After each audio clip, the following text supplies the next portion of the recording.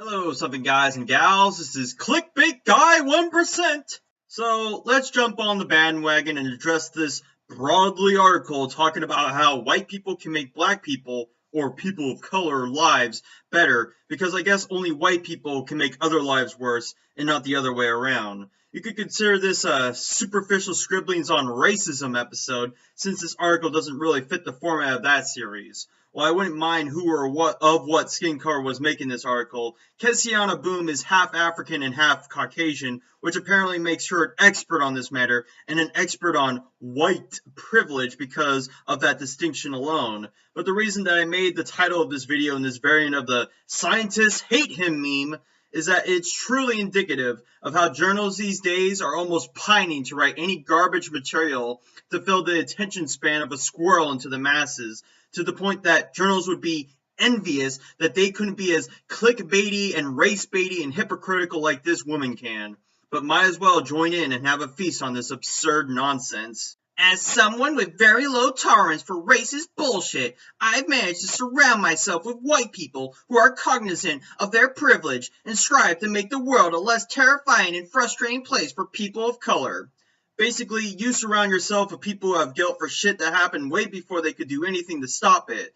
Isn't it funny that you need a bunch of yes men flagging themselves at the mast in order to make this confirmation bias you have about white people being privileged consistent? This means that I often deal with said white people asking me what they can actually do to affect change. So here, anxious allies of the world, are 100 simple ways to be the change. I'm sure that I've already addressed this before, but isn't it funny that being an ally to the poor oppressed minorities is to basically crucify yourself and hate yourself for who you are? It's also funny seeing that in spite of the fact that these ideologues hate white people and what they have, that they still depend on them to militarize and tribalize under some banner of equality. It's almost like black people are incapable of inspiring the change they want to see, according to these allies.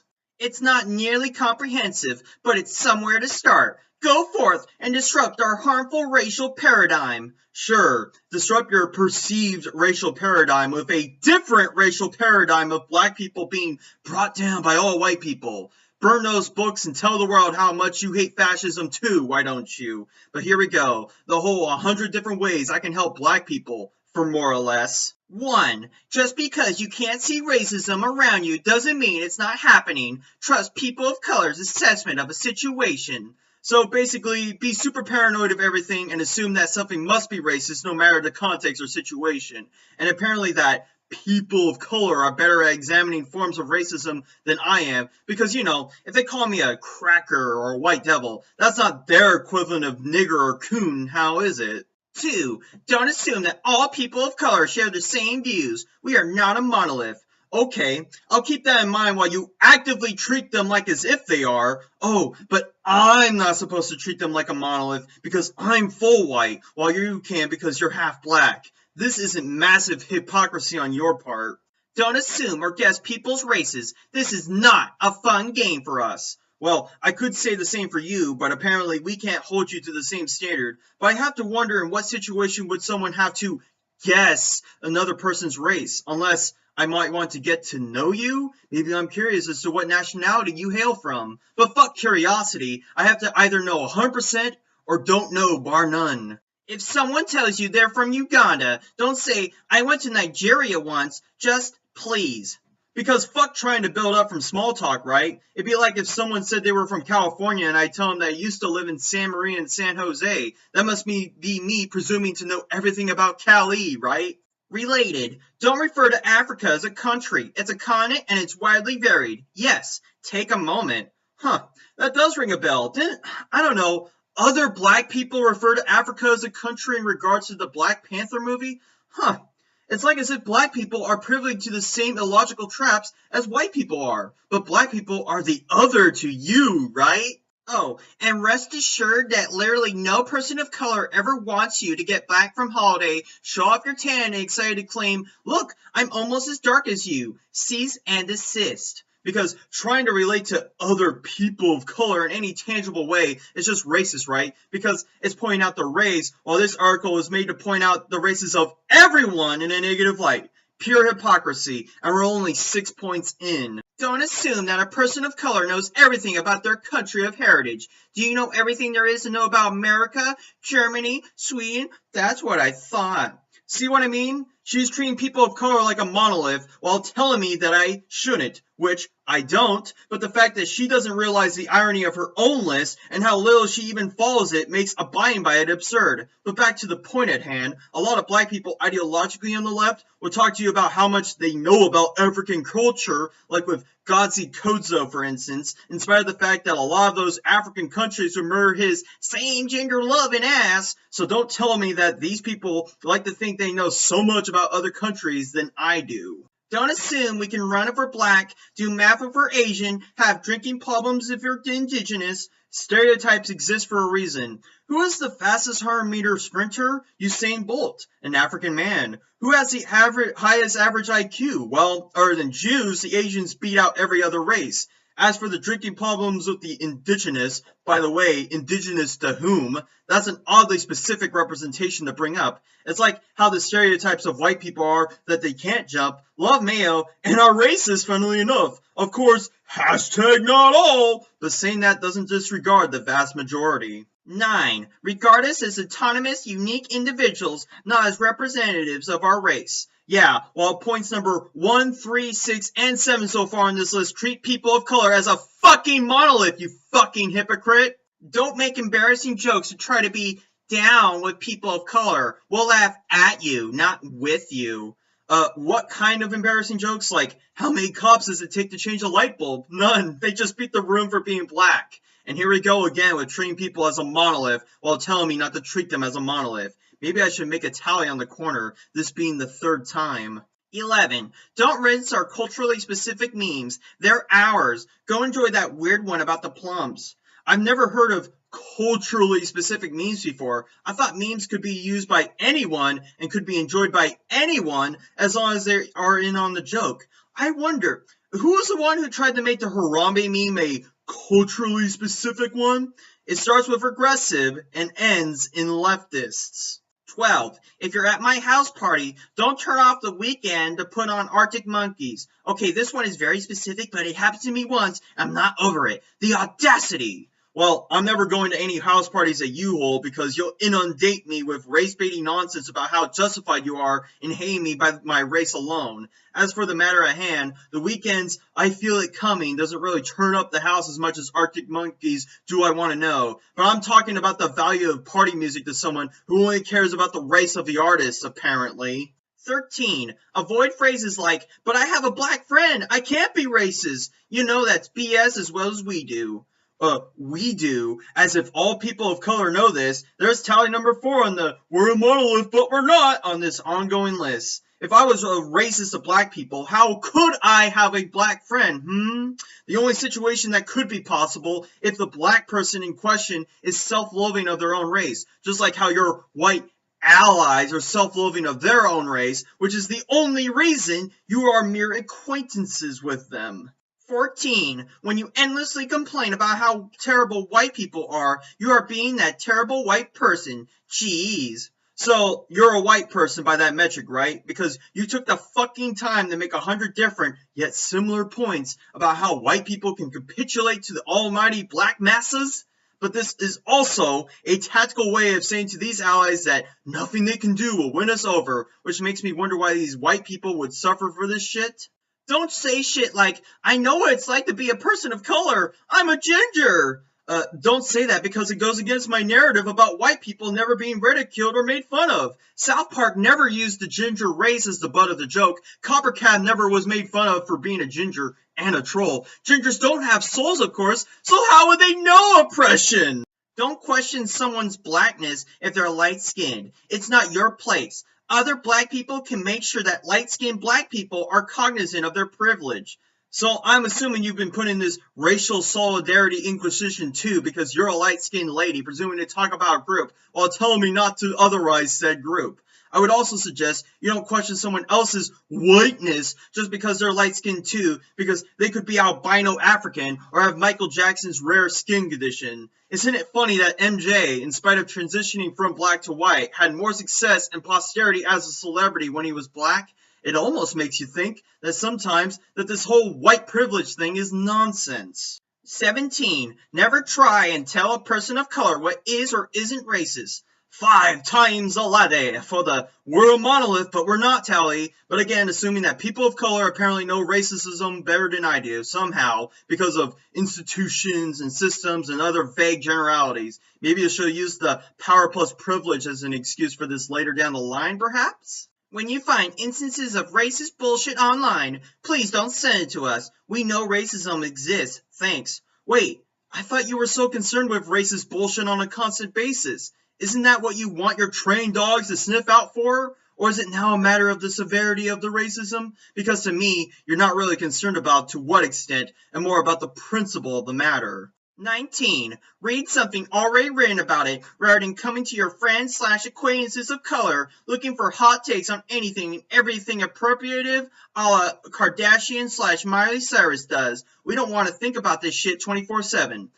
We don't want to think about this 24/7, but we know better about race, racism, white privilege, and delve into 100-point articles about how white people can be better allies for the black race, and you have to point racism whenever you think it could exist, regardless of anything. This is like walking on eggshells armed with C4.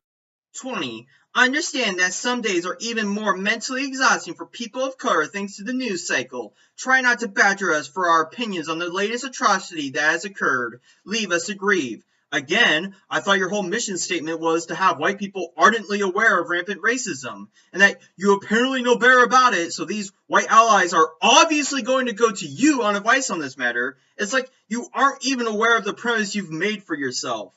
21. But when we do have something to say about it, listen, because we know better than you because of institutions and isms. Have a careful ear around a black person, but don't badger them about how you're trying to best to appease them. This is totally not ideological BDSM I'm seeing here. 22. Share articles relating to the everyday experiences of race and racism written by people of color. Share articles, but don't badger us about them. Okay, I'll do that while cutting my left hand with my own left hand too while I'm fucking at it, you mental. Also, 6th time treating the non-monolith like a monolith.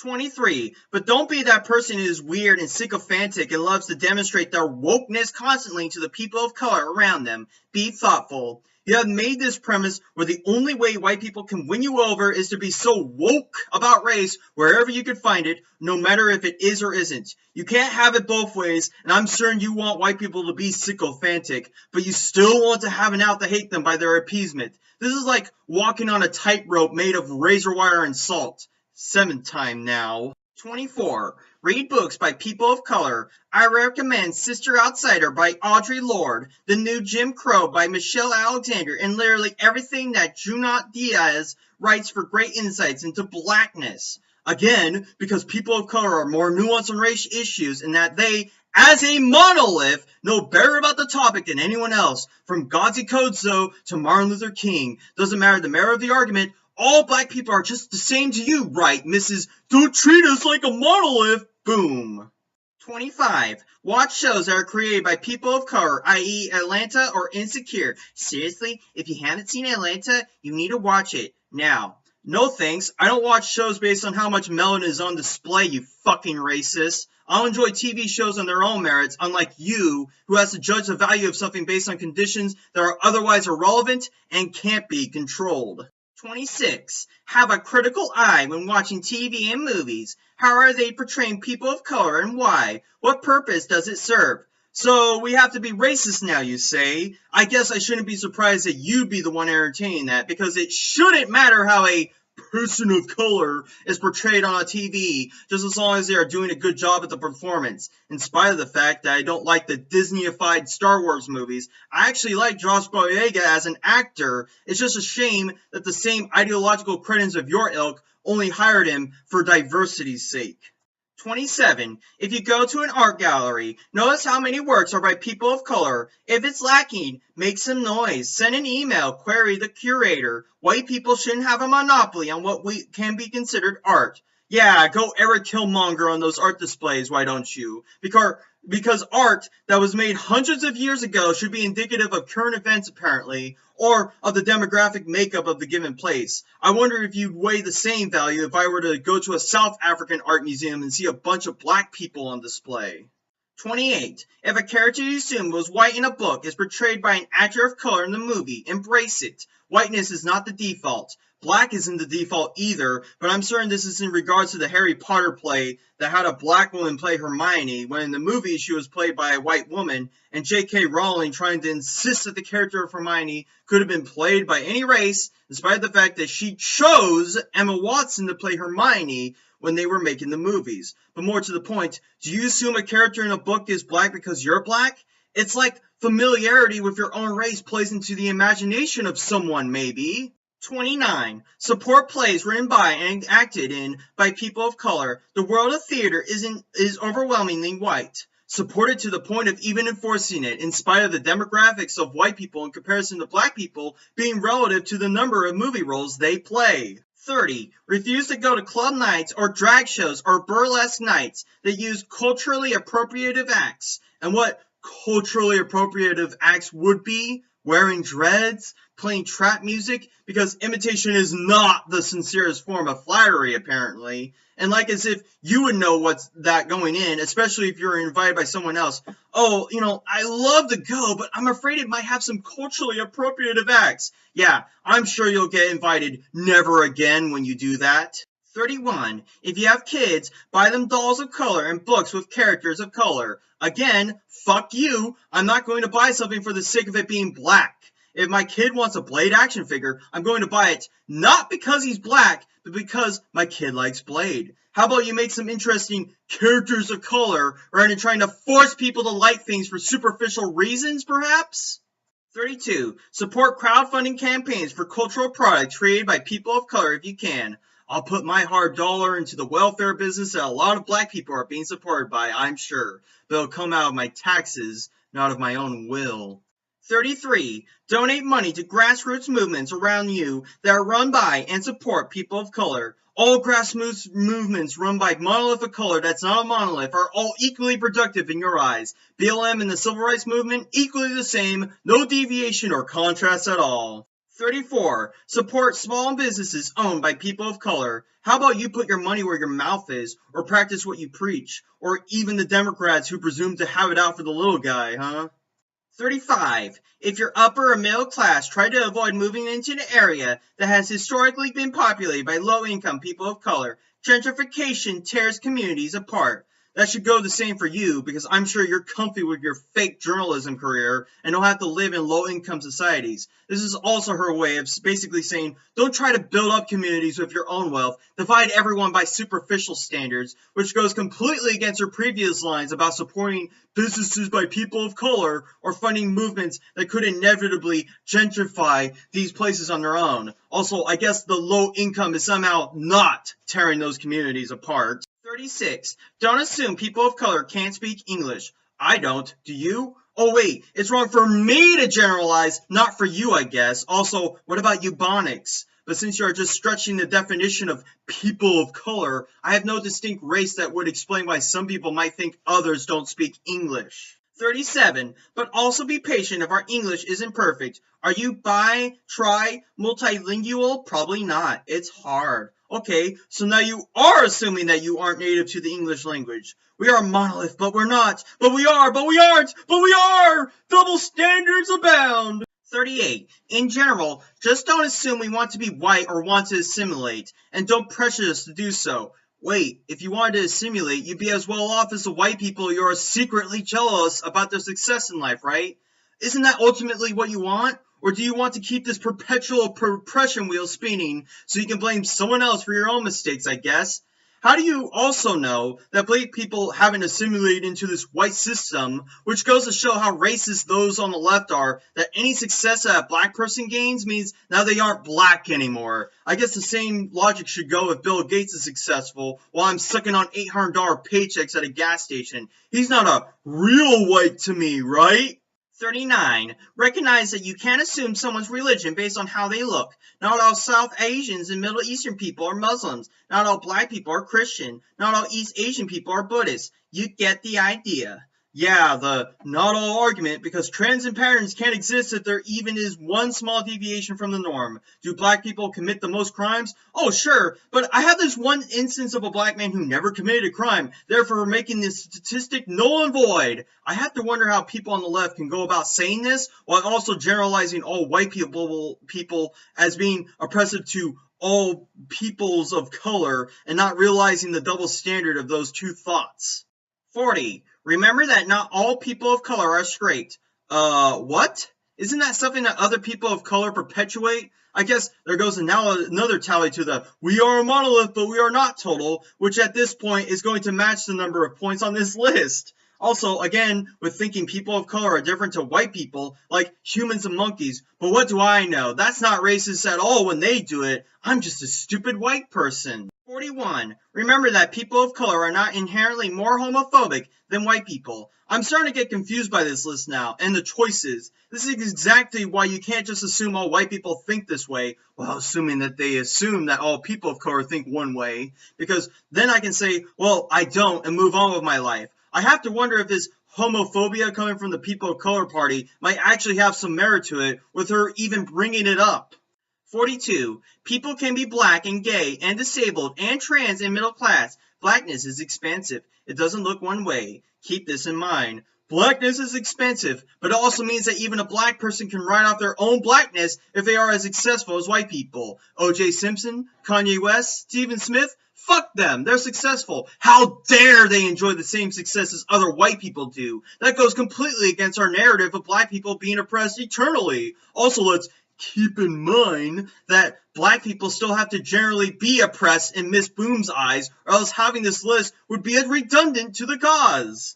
43. When we talk about race, we're not just talking about men. Repeat after me. Intersections of race and gender exist. Intersectionality, the killer of any movement, well-intentioned or no. Instead of focusing on the subject at hand, we have to address the people within our group based on their ethnicity, which should be irrelevant, but of course, only racists are concerned about what skin colors make up their given group.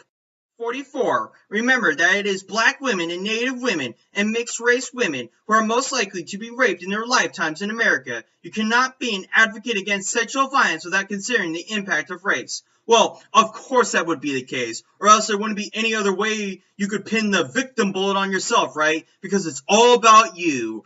Fuck those white women who get raped. You want to vicariously take all the pity and self-obsession of a tragedy all to you, you vindictive cunt.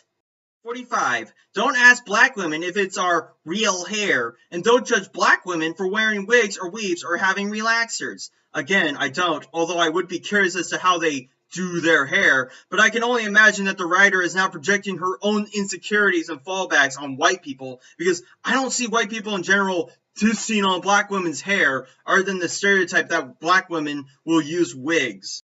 46. Don't touch our fucking hair. Out of all the bullshit points on this list, this is so far the only one that I can 100% agree with, but only out of courtesy and not to be a good little white ally. So congrats, Boom. You are 1 out of 45 of being right. That's only 2% correct, but hey, even a broken clock is right twice a day, huh? 47. If you have a black girlfriend, please make sure that your shower is always adequately stocked with conditioner, never that 2-in-1 stuff. We beg you. Are you assuming that all black girlfriends need conditioner because you yourself need it? The irony is completely lost on you, is it? I guess that's another one on the we're a monolith but we're not tally. And as for the list in question, unless my theoretical black girlfriend tells me to get it for her own good, I think she should just get it herself, thank you very much. 48. Never try and pull any uninvited race play shit in the bedroom. Seriously, what the fuck? You must have some really bad trained dogs in your case if they want to reenact cotton picking in the bed sheets. But again, this is so weirdly specific as if to say that she herself has fetishized racializing intercourse. But that's also assuming this bitch has had any contact with another human being so close to even warrant such a thing. 49. Actively try to identify and unsubscribe from Orientalist tropes, i.e. believing that East Asian women are naturally more submissive or docile. People of color are people, not characters. Well, unfortunately for you, you have successfully turned your people of color into this character of a shape-shifting mesh that can mold to whatever distinction you please as the deflection to any trends or patterns that may vindicate them in any way. Almost every other point on this list so far, not even halfway there, has been you treating people of color like as if they can be applied to all people of color while trying to have your cake by telling me that I can't. It's better to have no standards than double standards, Kesiena. 50. If you could call a woman of color exotic, you deserve to stub your toe every day for a year. Do not do this. I guess you hate compliments too because exotic would mean that you are out of the norm of what they can normally would have a fetish for. It's like my exotic fantasy of fucking Asian women because normally I would be inclined to other Caucasian women. This goes for any other race out there, so I'm sure that even a black man would consider a hot Caucasian blonde exotic to him. But here we are, halfway into the list, with nearly 20 different instances of blatant hypocrisy, and not counting the other hypocritical moments in this article, and my patience is seriously wearing thin. I'm not even sure if I can go on at this point. 51. Also saying, I've never fucked a black/Asian/native etc. person to someone you're trying to hook up with is a one-way ticket to hell. Okay, I can see how saying that would fuck over their chances of fucking said person of color because you're implying that they fuck on the first date, but I don't see how someone pointing out something out of their norm is bad. Are you saying that if a black man says, I never dated a white woman before, that also is implying that they are the other and not them pointing out something they wouldn't normally do? I have eggs every morning, but today is the first time I have had bacon. Racism! 52. If you have such fetishist thoughts, just don't even bother coming near a person of color. Racial parity, folks! Don't get your ugly white jeans in my black vagina, you gentrificator. Also, another tally goes to the monolith, but we're not total, implying that all people of color don't fetishize shit because you personally don't. 53. Remember that having mixed-race children is not a cure for racism or one way to live out weird racial fantasies. The racial fantasies that I can only assume you carry out because you are of mixed race and already flogged yourself for your white privilege early on this list. So it's once again a reminder to those white allies that you will never gain their appeasement. They'll always find a way to say, not good enough. 54. If you're trying to start a mixed-race family, sit down and deeply interrogate your intentions. And the intentions are to start a family? Whether it's mixed or not is not really the matter at hand, is it? Because Michael B. Jordan dates a white woman is him trying to purge himself of his blackness, according to you. God, I'm just getting flashbacks to the KKK members trying to purify their own white race, except it's the polar opposite of it in terms of skin color. How the tables have turned. 55. If you do have mixed-race children, make sure that they have access to people who look like them and who understand their experiences. Because mixed-race children just think alike and act alike and carry the same weight of experiences as you apparently do, right? Was that line about not treating people like a monolith just completely empty to you, despite you put it second on the fucking list? 56. If you have a partner of color or children of color, trust and believe that you can still be racist. You're not exempt. If anything, you have even more of a duty to examine your behavior for the benefit of your loved ones. If you have a partner in your faith and children indoctrinated into your faith, trust and believe that you still have original sin. You're not exempt. If anything, you have even more of a duty to follow the teachings of Christ for the benefit of your loved ones. Funny how easy it is to ad-lib religion here and there. 57. Take your racist family members to task for the shit they say over the dinner table or via social media, implying that your family is racist, implying they say racist shit over dinner and on social media, and that even if they aren't, they probably are because you want to treat racism like the fucking flu, where everyone must have it and can have it at any point, but not you, right? You're the immune one, destined to live forward in the racist apocalypse while everyone else is zombified by it. It's not like this list even existing demonstrates the emotional superiority black people have over whites when it comes to race, and how they can use that as a stick when all other arguments have been lost. 58. Confront your colleagues who say racist shit unchecked at work. Yep, evangelize your religion onto your masses, from those who criticize the BLM movement to the Grand Wizard of the KKK next door. They are both equally racist by your metric. 59. Look around your workplace. Are the only people of color cleaners or assistants? What can you do to change that? The answer is almost never nothing. Are you stereotyping Latino people as cleaners and assistants? Wow, Kesiena, you have some unchecked racism in your brain there. Let me just lobotomize you for those thought crimes, because after all, that's how you've gone about purging the inherent racism in all of us through this retarded list. Also, I love how she adds the "you can't do nothing about it" just to twist the knife in her allies, that they are beyond hopeless of seeking redemption at all. 60. If someone asks you to fill a role that you think a person of color would be better suited for, recommend a talented person of color who you know and forego the position yourself. Okay, I could see how a person of color could be more suited for a certain job. I still don't agree with this idea that there is just a talented person of color right over my shoulder just eager to take the job and at the ready, or that I wouldn't even forego it when it's in my own best interest to get the job, no less. 61. Don't make us be the de facto diversity guy at work, or at least pay us extra to do the labor of diversifying the workplace. Yeah, pay you extra to actively discriminate between the races to better diversify the workplace, while you sit on your fucking hands being a bane on progress and productivity, you fucking leech. I'm sure that'll go well with the CEOs who value most efficiency out of lowest cost for their employees. 62. Refuse to speak on an all-white panel, regardless of the topic.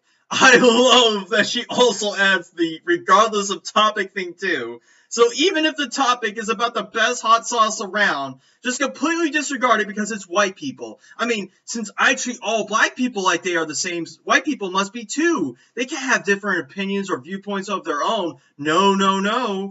63. If there are only a couple of people of color in your seminar, don't weirdly stare at them when the lecturer poses questions about race and expect them to answer everything. Well, according to you, Miss Boom, people of color are apparently much better suited for the topic of racism, so of course your fucking white allies are going to be looking at them for the best answers. For fuck's sake, do you not even realize the scenario you made yourself? Does it fucking surprise you that if you were to leave a gallon of milk in the fridge for too long that it rots? Like as if it was completely out of your own hands to do anything about it. Although then again, a lot of black people do have a tendency to relinquish any personal accountability on their part, so it comes to no surprise that you do the same. 64. If you're in charge of making curricula, make sure there is work by people of color, especially women of color, on the reading list, and not just in the weeks dedicated to race. Because it's in your best interest if your white allies, whom supposedly hold this kind of power, discriminate based on gender and race, so you can just slide on in without any work on your part. Just lower the bar for everyone else, and don't raise the bar for those who aren't doing so well, you regressive piece of shit. 65. Commission people of color to make work about race. Yep, the usual catch-all of keep the echo chamber primed and ready. No need to go on from here. 66. Commission people of color to make work that has nothing to do with race. Yeah, I'm sure that is fucking possible by having exactly one kind of race doing something that has nothing to do with it. But hey, according to you, America is just supposedly doing that already, right? It couldn't be the demographics that fall in line respective to the demographics of those in work, no? And what about the demographics for football or basketball? Rap music, hip-hop music. Let's just put that under the rug and act like that's not there. 67. Don't say things like, there are two sides to every story, or play devil's advocate when it comes to conversations about race. Yep, swallow her insight on the matter because, as we've established, people of color are much better at addressing this issue than you fucking white scum out there. But don't expect us to have all the answers or know everything there is to know, and don't treat us like a monolith, but do, but don't, and do, and don't. 68. In those situations, just listen. You could have just thrown this in with 67, which is making me think she's starting to arbitrarily give white people exactly 100 points of advice. Also, I'm sure believe is the addendum behind that you left out. 69. It's never useful to say stuff like, but what about the white working class? Have you thought about non-white working class people's needs? Yeah, I have. But the point that those people bringing up the working class of white people is in direct retaliation to you saying that all white people are inherently more privileged beyond anyone else. And you have the gall to tell me that their reaction to your racist shit is unproductive. Get fucked with a long railroad spike. Frankly, it'll be the first screw you've ever had in your life. Don't vote for racist politicians. Can't believe I need to say this one, but it seems like possibly, maybe, some of y'all did not get this memo. Why don't you say that to your own people of color who vote for presumed racist politicians? Oh wait, of course they're not real people of color, right? Is this your version of no true POC? 71. Research your candidates. Who has progressive policies that won't needlessly criminalize people of color? Vote for them. How about while you are doing that, see how absolutely condescending and patronizing those candidates are to said people of color, like as if the burden isn't on their hands and that we need to treat them either like children or not human, you racist bitch. 72. Remember that black women are not here to save you from yourselves. You've got to put in the work too. And this is your version of hard work, right? Writing for a website that hasn't got anything cogent to say but saturate the media with pointless drivel on a day-to-day basis. But yeah, white allies, your only savior for all the wrongs we've deemed you've committed is basically death. And even then, you're going to hell from the inflection you've adorned. 73. Be cognizant of how your whiteness could be weaponized against black people, i.e. white women. Don't play in the stereotypes about black men being inherently threatening to you. It gets black men killed. See Emmett Till. This has been the first specific advice in this list in a while, but Emmett Till was a black boy in the 1950s, surprise, surprise, who whistled at a white woman and then got mutilated by her husband and folk because said woman was offended, which I'm sure is still happening today. Oh, wait. No, it isn't. Isn't it funny that Till's casket is emblazoned in the Museum for African American History? It's like they defined their race by persecution and not by accomplishment almost. But I have to wonder if those same white people are weaponizing your victimhood of your own race to boost themselves up as speakers of your given race. Strange how I've written poems about how the left are equally, if not more racist than they claim other people are, especially considering that they wax their bigotry with a veil of equality too. 74. Use your white privilege to be on the front line between people of color and the police at protests. You're at much less risk than us. Wow. Holy fucking shit. This woman is literally saying you are better off than her and that the police will just quiet down their brutality, bar none, once they see the whiteys in the crowd. I don't know what's more racist. Saying that white people have never been killed by cops, proportionally they're getting killed more than black people, and that you have to use them as a shield for the helpless people of color, or saying that people of color are incapable of helping themselves unless a white savior come with horse and shield in tow. It's like listening to a white supremacist faced with guilt of their actions before, but still can't help themselves. 75. Record police encounters you see involving black people. But as for white people, fuck them. Even if the police encounters involve black people engaging with black cops too, because I guess you're blue before you're black in their eyes. No white person has ever died by the hands of cops, and no black person has ever died by the hands of cops that wasn't racialized or justified in any way. And I'm sure this will go well with you and not demonstrate how, like most police counters, they will surely end in peace, like with the Starbucks incident that people blew up to race bait. 76. Share alerts when ICE is planning a raid. Are you fucking serious? So you're basically going to be an accessory to a potential crime by federal law for the sanctity of people of color, regardless if they actually belong in this country legally? Sure, let me just waltz into Canada. I'm sure because I'm a white person, they'll just let me walk on by and not escort me back to Seattle because I have no passport or reason to go. 77. Stand up to Islamophobia wherever you see it. And that Islamophobia would be criticizing the backwards practices of a savage religion that claims to be for peace. I'm sure Linda Saussure would love to give you a rose-tinted view of Islam while also threatening women with genital circumcision on another half. 78. If you have ever thought a phrase like Black Lives Matter is too assertive, consider why you're so uncomfortable with black people standing up for our humanity. The reason that I think BLM is pointless, not assertive, is that black people have humanity, but many of them, the criminals, choose not to use their humanity in a way that would be more productive for everyone. More importantly, the way that BLM attempts to get their message across by promoting more violence, asserting themselves into events by principles of the oppression stack narrative, and ultimately being antithetical to their goals by being so toxic in their pushing of the message. maybe the white allies are so uncomfortable about it because your version of humanity is being treated either like a deity or a fucking vegetable. 79. Listen when people say, I'm not comfortable in this situation. You've seen Get Out, haven't you? Haven't? Not yet. Probably never will. But I wonder, have you? Because if I'm aware, that movie was a slight against those on the left who use the soft bigotry of low expectations they have of black people to prop themselves up. But hey, whatever helps you have a bunch of yes men affirming everything you believe while they secretly think you are helpless and need to be protected by them, the white saviors, you fucking dunce. 80. If you haven't seen Get Out, watch Get Out. Understand that the everyday horror is real. Oh yeah, because nothing says progress like making black people as paranoid and scared as possible by trying to inject this subtle racism into every other race but them and reminding them of events that not only white people in their time didn't commit, but couldn't have control over. Let's make Roots for the 60th fucking time in a row, because white guilt and black solidarity. Also, considering that all the other points you've made have literally built this scenario in your mind, you are already more fucked than anyone else. 81. Question whether you have double standards when it comes to drugs. Do you think it's cool when white weed entrepreneurs make tons of money, but think that black people who are found to have traces of marijuana in their systems deserve to be thrown in prison?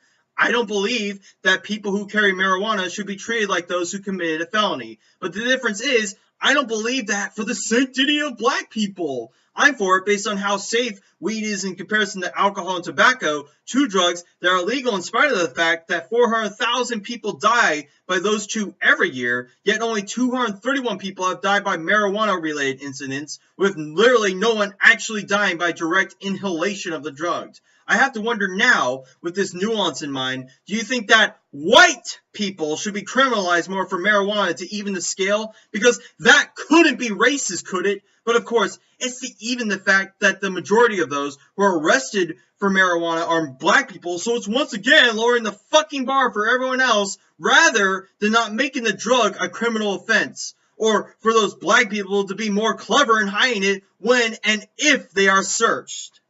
82. Don't have dreadlocks if you're black. Just don't. Beyond being offensive, it's just not suited to your hair type. Do literally anything else with your hair. So with that in mind, can you blacks not appropriate straight long hair and blonde hair? Because not only is it offensive, it doesn't really suit your hair type. Since we can't have cultures molding together, now could we? We should have the blacks have their own fountains to drink out of and their own schools too. We can't have them associated with the whites or else, right, you racist fucking piece of shit. 83. Don't refer to things as your spirit animal if you're not native. There are other ways to express affinity with something. Hey, how about you don't try to dictate other people's choice of lexicon of words and perhaps apply that to yourself since you yourself aren't a fucking native, you fucking hypocrite. Also, fuck mixing races because race purity again. 84. Do not compare the exploitation of animals or racism. Ever. I'm deadly serious. Again, apply that to yourself when you have black people comparing the Harambe incident to police brutality, and be surprised that black people can make mistakes just like white people because, once more, they aren't a fucking monolith, but they are in your eyes. 85. I can't believe I even need to say this in 2018, but here we go. Don't wear blackface. Does that include the digital blackface that shows gifs of actual black people responding to shit too? Does that fit the ridiculous mold of what we can consider blackface? 86. Don't even think about saying the N-word, even if you're alone, even if you're listening to rap, even if you're alone and listening to rap. Nigger. Nigger, nigger, nigger. Nigger. You know how much value that word has? It weighs on the eye of the beholder. Of course, I'm not just going to say it in public out of courtesy, but I'm alone, and if with friends who don't give a shit, I'm going to say all I want, because at the end of the day, it's a fucking word. We are very fucking stupid to hold the word nigger at this colossally high standard, whereas every other slur, that can be used in a comedic sense or an editorial sense, but not this one, because that one has history. Well, guess what, fucking retards? All the other ones have history too. Zipperhead? Yeah. Asian people didn't get their fucking heads ran over in World War II. They weren't thrown into internment camps. But you can't say that one because it's got sort of a It's guttural. Either all of them are okay or none of them are okay. Similarly, don't use the word gypsy or Paki or redskin or any other racial slur, even if you're repeating what someone else said or reading from a text. Context doesn't matter. Referring to a character in the Adventures of Huckleberry Finn? Racism. Making a video of your dog raising his paw whenever you say gas to Jews? Obviously fascist. And again, fuck what you find offensive. It's on you to be offended on behalf of it, not on me to take your offense as valid. I'm still waiting on your point. 88. That includes the word color. Person of color and colored are not the same. Trust me. Really now.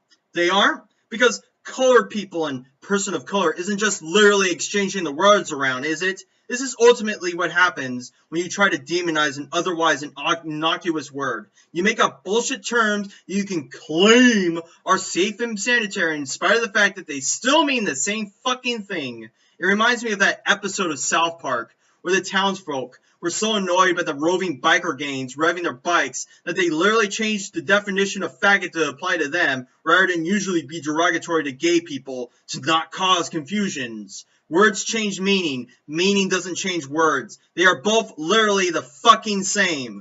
89. Understand that America has what it has because it stole land from indigenous people and stole people from Africa, as did any other country and empire during the late 18th century, but apparently America is special in that regard because you live in it. How about this? If you hate America's history so much, why don't you go anywhere else? Why not go back to Africa if you want to reunite yourself with your homeland? Maybe it's because you couldn't write hit pieces like this safe and sound in your middle-class apartment, you cunt.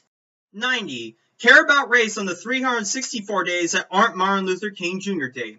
Care about it, but don't remind us about it, and don't expect us to know everything, and listen to us when we do, but not too much, and be sycophantic and not, and walk on eggshells and don't. God, I love when people like you want to have it both ways and have to confront your own logical paradoxes when you're trying to make 100 points. 91. Also, don't whitewash his legacy and use it to argue that black people should just take what they're given lying down. Oh, because we are the ones who are reverting everything that MLK Jr. sought to achieve, right? Value others by the content of their character? Fuck that shit, right? Listen to people of color because they are people of color. Read their books, watch their movies, and otherwise them by principle of their inflection and of nothing else, you toss-up. If anyone is whitewashing his legacy, it's a black supremacist like you who think you can use blast events as an excuse for your current actions while acting like as if you are just as principled as the civil rights movement was. Fuck you, Kesiena, and fuck your backwards ass race baiting nonsense. 92. Think about how race is operating even when people of color aren't around. Be cognizant of it wherever you are, whichever situation you're in. People of color have to, so should you. Actually, people of color, monolith it isn't a monolith, don't have to, but people like you have to, because it's an easy cover to explain why you aren't doing so well as a white counterpart, beyond anything else. If people of color weren't judging themselves based on their race and comparing themselves to white people, I'm almost certain they would be doing just as fucking well.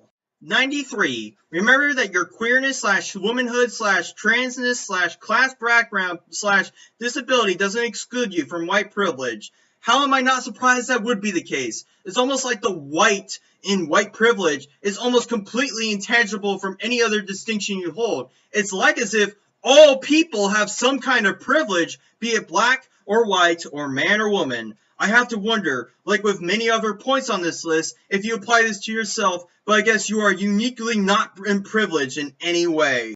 94. Make your feminism useful to all women rather than calling yourself an intersectional feminist. Show, don't tell. Go tell that to Emma Watson at the He for She event, which, if anything, has only been an ego stroke for those who can say they are part of a movement without actually having to do anything. Again, do you apply that to yourself when you said earlier that feminism should be intersectional, you idiot? 95. Don't assume, full stop, that you can understand what it's like to experience racism. You can't. That's the whole point. After 95 points, she finally brings up the power plus privilege excuse as to why white people can't be discriminated against and why black people can't be racist. Go tell that to the Jews in the 1940s. Go tell that to the Irish when they immigrated in the late 19th century. You social justice Marxists. anyone can be discriminated against no matter how well they can be doing. 96. Understand that nothing in your life has been untouched by your whiteness. Everything you have would have been harder to come by if you had not been born white. How the fuck do you know, you entitled bitch? How do you even know what every white person has gone through or difficulty to strive? You think that LeBron James had to go through the same hoops that white people did? Or is it based on their determination to succeed? I'll make sure to remind the homeless people, most of them white, in Portland, that in spite of the fact that they are spending their days digging through trash and living off of bottle deposits, that it is somehow still easier for them to maintain success than someone like you, and you wonder why black people have a victim complex? 97. Be grateful for the lesson when you're called out on racism. Getting defensive won't help. Yep, just accept the fact that someone has made the claim that you are a racist and take the knee for the great black race, because even if the claim was false, you probably are still a racist somehow, some way, any way we can sniff it out like truffles. 98. Move past your white guilt. Guilt is an unproductive emotion. Don't sit there mired in woe. Just be better. Yeah, I'm sure your white allies can move past guilt when you made this entire article to show how white people can make up for their inherent white privilege, you fucking shit stain. Assume that when someone calls you a racist, assume it must be true, and that you have to be innately aware of your own race and how that race puts you on a pedestal above people of color. Yeah, I'll keep that in mind while you make me guilty of something I couldn't fucking control, Kesiena. 99. Recognize that fighting racism isn't about you. It's not about your feelings. It's about liberating people of color from a world that tries to crush us at every turn. It's not about you, but it is your job to constantly wax stale about racism where it could even exist, and call out other white people for their privilege, and flag yourself for your own. But remember, it isn't about you, because it's about me, Kesiena Boom, being a moral superior to the other races by demonizing everyone else. How fucking selfish of you. 100. And remember, being an ally is a verb, not a noun. You can't just magically be an ally to people of color because you say you're one. It's something that you must continually work on, because nothing is ever good enough. You could be the one white guy who literally killed every single white person and made every person of color rich, and she would still say not fucking good enough. But I have something to say for those who are even going to entertain the notion of being an ally to these race supremacists. Fucking don't. You will get nothing out of it unless you are a masochist for your own race. They will never be satisfied because they see you as the problem by characteristics you couldn't control. That goes for the Shia LaBeoufs and the Thomas Smiths out there who think they are doing a great service by being the mouthpiece to a person of color's asshole. Think for yourself, and don't kowtow for someone because they insist you should because of vague nonsense. As for you, Kesiena, seeing as this is your only article you've ever written, your part-time job as a writer looks to be surely over, but it isn't your fault you've wasted your money and time on a bullshit communications degree, and it's not your fault you've squandered your intellect on race-baity cultural Marxism. Nope, it's gotta be the white people, always and eternal. And that goes me jumping on the bandwagon of this shitty article.